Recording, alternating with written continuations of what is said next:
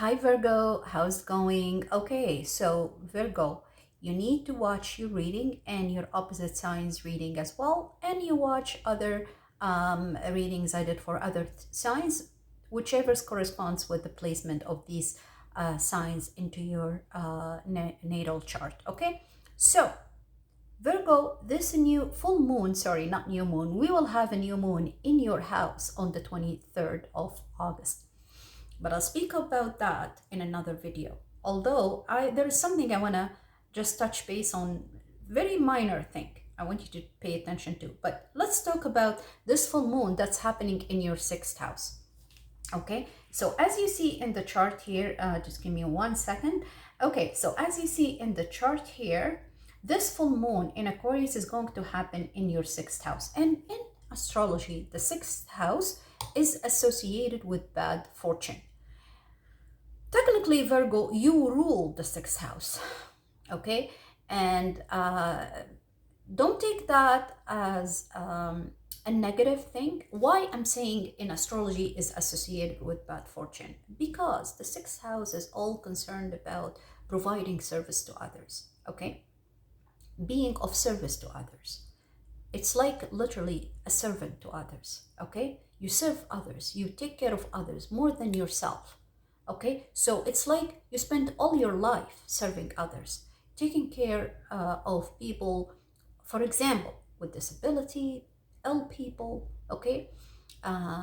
People, homeless people, people who are vulnerable, people who are in need, taking care of elderly people. So, like people who work in retirement homes, or nurses, or people who work like social workers, okay, provide counseling to people who are, have some mental disorder or related to mental health issues, okay. So that's why it's called the house of bad fortune. It's once again, it's like you spent all your life just serving the others, okay? But this is ending for you. There's a full moon there. So now you need to take care of yourself. There's something new brewing for you. And this full moon in Aquarius, think back what happened in January of this year. There's something started around or I believe January 29th when we've had the new moon in Aquarius. So think back what happened around that time. Now, whatever that you started around this time, now it's going to come to culmination. It's coming to an end. It's going to be finalized. Okay? So, you're probably going to take care of yourself more because look, you have a full moon in your sixth house, and then you have the sun in your 12th house, and you have Mercury, which is your ruler, in 12th house. So, you're reflecting on deep wounds, deep trauma, something, or you're healing these negative thoughts. You're focusing on your psyche, okay? Because the 12th house is all concerned about hidden areas in our life, something that we kept secret, we're not revealing to others, okay? So once again, your subconscious, your psyche, all right? So you're healing all these issues that related, or your shadow self. You're taking breath and you're reviewing what was no longer serving you, and you're healing all of this. You're working on it. Maybe you're seeking therapy, all right? Now, this is in regards to the full moon. Once again, this is ending, all right? And you're focusing more. So the light is, the light is shedding, that's what the sun is, on your shadow self. What's bothering you? What's keeping you up all night? You're focusing on that, and once again, you're healing it, all right? So now you also have this conjunction, the triple conjunction in Cancer is going to be in your 11th house. So I see for many of you, you're going to have support, okay? Support from friends, support from groups, support from therapists, support from, I don't know, new community you're joining, new team. Something new is brewing, and they are going to be of great support to you, of great help for you, all right? So I want you to be optimistic, Virgo.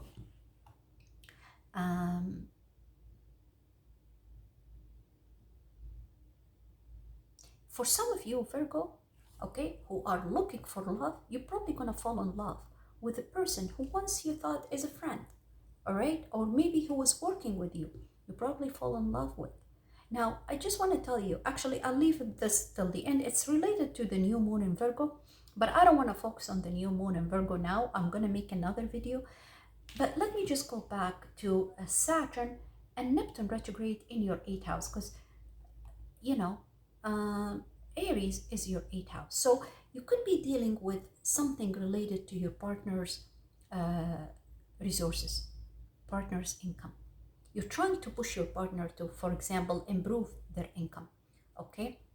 Or get a new job, or it's retrograde. So there could be, for some of you, also, if you are going through some court matter or some legal matter, or money you're waiting for from a partner, it's because the 8th house is a shared resources house, or probably you're waiting for government assistance, something along those lines, okay? It's going to be delayed a little bit, but I feel it's going to be improved in a very near future, all right? Especially if it's related to shared resources, if it's related to a partner's income. I do feel that you're pushing, or you're encouraging and urging your partner to improve their income, or you're trying to get something or get support from your partner, okay? Especially if there is, as I said, if there is something going on in court. Now, partner doesn't have to be romantic partner. It could be even a parent. It could be waiting for inheritance or something along those lines. So once again, I see delay at this point in time, but it's going to improve in the near future. Now, I'm just going to go back to the new moon in Virgo, which is going to be on the 22nd or 23rd of August. Don't quote me on that. This new moon in your sign is going to be very fertile. Why I'm saying that? Well, I'm saying that because it's a new moon, and moon is all related to motherhood, to fertility, okay? And also it's going to be at 0 degree. This new moon in Virgo is going to be at 0 degree, and 0 degree is planting a seed, okay? So if you are looking to conceive or to get pregnant, this is the best time for you to, technically, if you're married or in a relationship or whatever. Once again, this is a time to plant a seed. This is the best time for conception. I don't want to talk too much about it, okay? But this is only if you are interested in that. If you're not, then you gotta be very careful. If you don't want to have children, if you don't want to become pregnant, then be careful about this time, okay? Because once again, this is the best time, and this is very fertile time. It's a new moon at 0 degree, and the 0 degree is an Aries degree. You got the point, Virgo, okay? Yeah, this is all about pregnancy, fertility, and conception.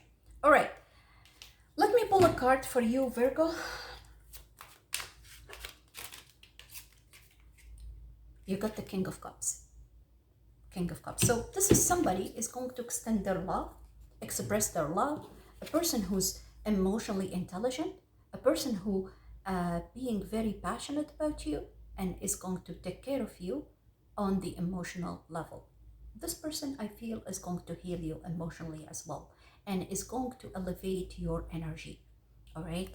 You could be dealing with either a water sign or a person who has a rising sign in a water sign, all right? Yeah, this person is going to help you heal from past trauma, past wounds, all right? And you got self-sabotage. So this tells me that, and I'm going to read from the booklet, you have some blockages. It really exists in your psyche. It like doubts, okay? Lack of self-confidence, hesitancy, okay?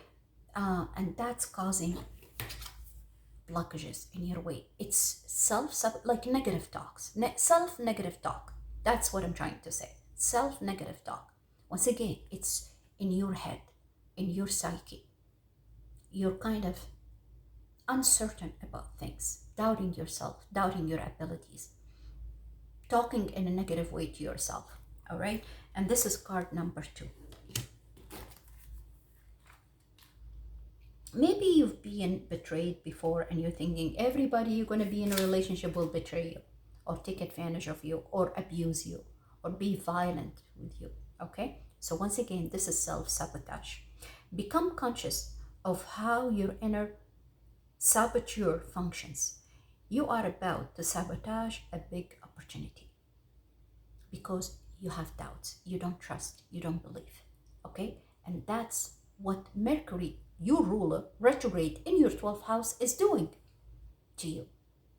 That's exactly what Mercury is doing because you're ruled by Mercury and Mercury is retrograde, but Mercury is going direct. All right? Now you also have a South Node in your house. And South Node is technically, you need to let go of this past life situation, past life trauma, karmic situation, karmic way of thinking, bad habits, could be even addictions, okay? Self-negative talk. Overcome and conquer those, and heal those past wounds and past trauma. Because once again, you're sabotaging yourself, all right? Now is the time to stop procrastinating and cease focusing your energy on why you are unworthy of wonderful, enriching experiences. You need to say to yourself, I am worthy. I am beautiful. I deserve this and that. I am abundant. I am worthy. I deserve it. The universe or God loves me. I get what I want. Yeah, that's how you need to talk to yourself. All right? When you connect to the saboteur archetype, you begin to recognize all the ways you pass up interesting opportunities and relationships, which could make you grow, learn, evolve, and become fulfilled. All right? So, self doubt, the saboteur, self sabotage, that's what make you miss those beautiful opportunities come your way. But as I said, that's the purpose of having this South Node in your house, to let go of this kind of mindset, to overcome those past wounds and past traumas, and allow this King of Cups to help you and support you emotionally and to help you heal. All right, that's what I have for you, Virgo.